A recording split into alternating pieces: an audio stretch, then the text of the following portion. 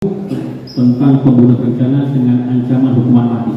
Sosok Kapolres Kediri yang menangis jenguk anak bungsu yang selamat dari pembunuhan satu keluarga guru, dikenal tegas. Inilah sosok Kapolres Kediri AKBP Bimo Arianto yang menangis saat menengok saksi kunci pembunuhan keluarga guru yang juga satu-satunya korban selamat dalam tragedi itu. Korban selamat ini adalah SPY, 8 anak bungsu pasangan Agus Komarudin, 38, Kristina, 34, warga Dusun Gondang Legi, Desa Pandantoyo, Kecamatan Ngancar, Kabupaten Kediri, Kamis tanggal 5 Desember tahun 2024 pagi.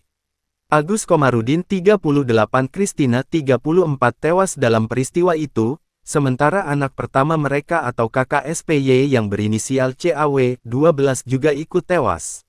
Pelaku yang diketahui bernama Yusak, adalah adik dari Kristina 37, istri Agus Komarudin. Yusak